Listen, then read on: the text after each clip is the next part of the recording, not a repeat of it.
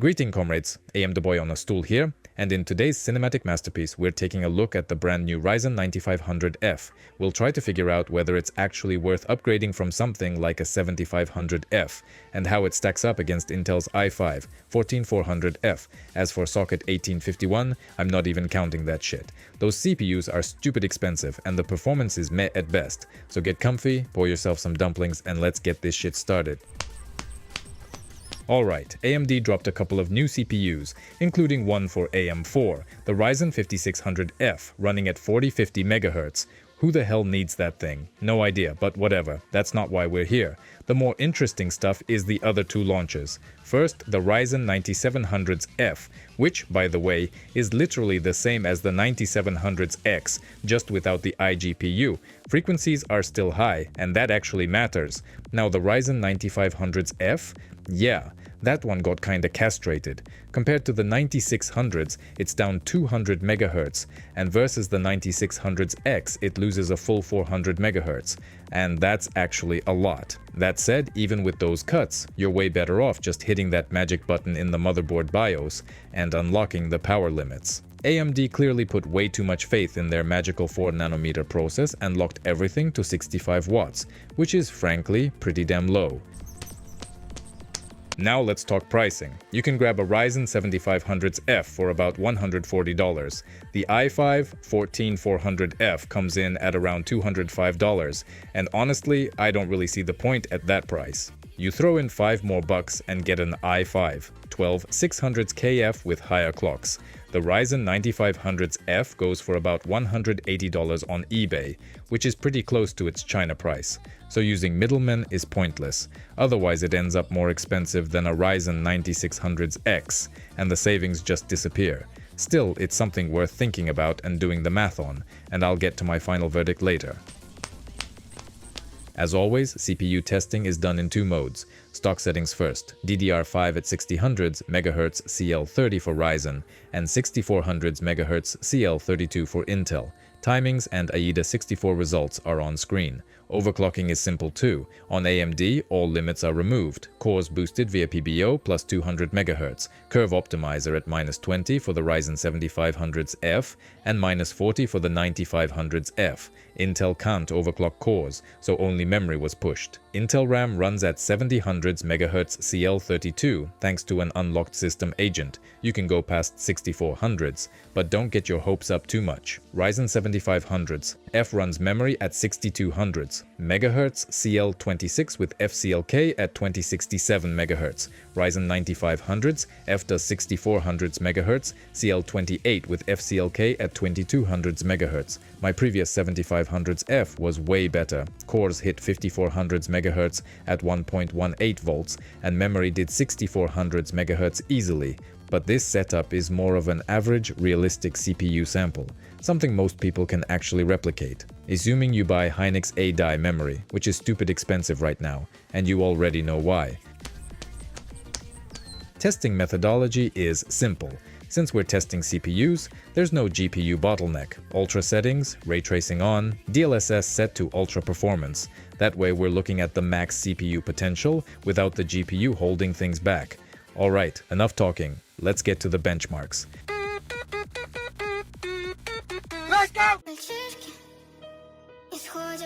Counter-Strike 2. Competitive, full tryhard, esports goblin settings. No surprises here, Ryzen CPUs absolutely love CS2. Thanks to the cache tweaks in Zen 5, you can clearly see a nice bump over Zen 4. That said, an overclocked Ryzen 7500F actually beats a stock 9500F, so if you're worried about losing some mythical 10%, relax, you're not suddenly trash at the game. Also, shockingly, RAM overclocking on the i5-14400f actually worked. CS2 usually tells you to fuck off when you touch memory, but this time it said fine, have some FPS. If you want to support the channel, the donation link is in the description.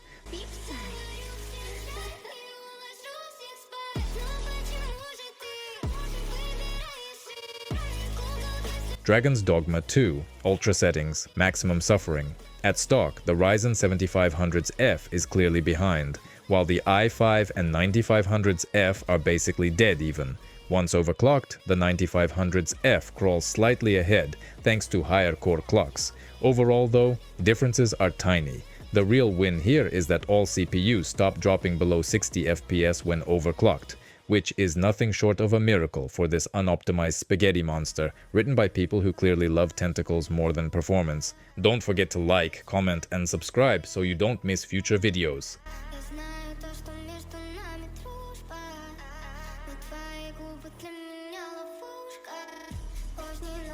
Avowed, ultra settings. NPCs here are basically cardboard cutouts, but somehow they still manage to bully your CPU, especially in cities. At stock, the Ryzen 7500F once again takes the L, while the i5 and 9500F are basically tied, with the new Ryzen sneaking ahead by like 1 frame. Overclocked, things get spicy. The 7500F catches up to the i5, and the 9500F just straight up leaves them both in the dust. This game really likes overclocking, and the gains are legit.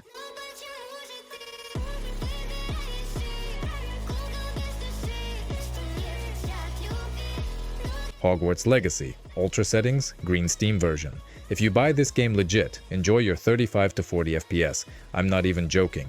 As usual, it's a stuttery mess, like most modern AAA games, and even overclocking the i5 can't save it from random dips below 60. That said, the 9500F pulls way ahead here. The i5 and 7500F are tied, but once overclocked, AMD is slightly better and way more stable. No surprise frame drops, which already feels like a luxury these days.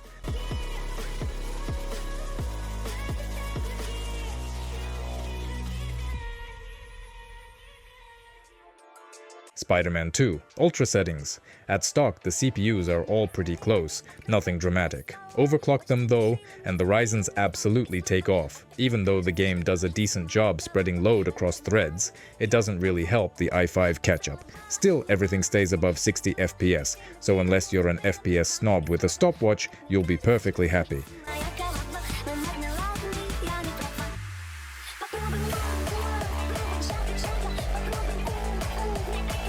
Cyberpunk 2077. Ultra settings, Night City being Night City. This is one of those games that just shrugs at the Ryzen 9500F. The performance gain over the 7500F is barely noticeable, and overclocking doesn't magically fix that. The i5 looks pretty solid at stock, but RAM overclocking gives only a mild bump. That said, even in the absolute worst parts of the game, none of the CPUs dip below 60 FPS, and honestly, that alone deserves a slow clap.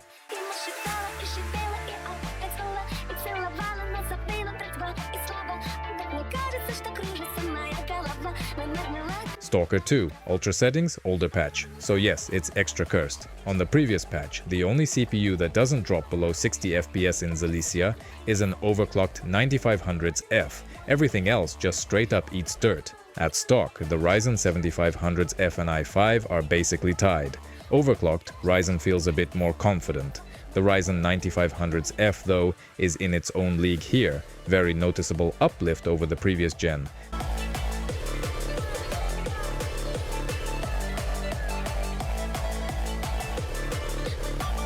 Mount & Blade 2, ultra settings, questionable life choices. No idea who actually plays with 1000 units on screen, but FPS is absolutely insane on all CPUs. Funny thing is, older patches had more stable frame times than the current one. Progress, I guess. At stock, the i5 beats the 7500F and barely trails the 9500F. Overclocked, Intel falls behind again, and AMD takes the lead. Even in the heaviest moments, FPS never drops below 100, which is great, although I really expected this game to finally make proper use of E-cores. Spoiler, it doesn't.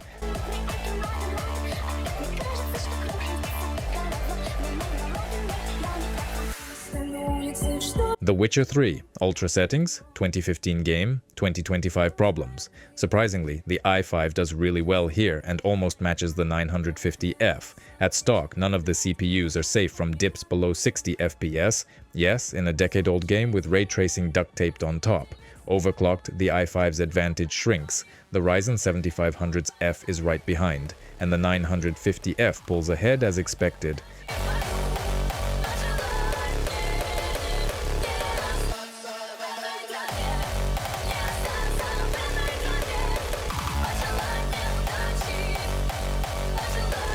If you already have a Ryzen 7500F, you don't need this CPU. Sit on it, fart proudly, and wait for Zen 6, where they'll boost L3 cache, add more cores, improve the memory controller, and actually make things interesting. Second point, should you buy the Ryzen 9500F right now? I'm leaning toward no. The price is too high. In my opinion, the gap between the 7500F and 9500F should be like $20 for it to make sense.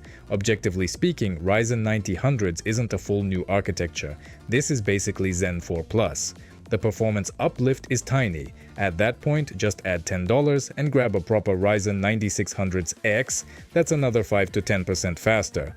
As for Intel, the i5-14400f is actually decent. Expensive, dead platform, sure, but ignoring that, it's great for AAA games. After all the Windows updates, scheduler fixes, and chipset drivers, games finally learned how to use eCores properly, and it actually helps. For online games though, hell no. Ryzen still slaps thanks to stronger cores and massive L3 cache. Plus, the platform is way more future-proof. Building a brand new system around the 14400F is kinda weird, but if you're on an i3, go ahead and upgrade. The performance jump is real.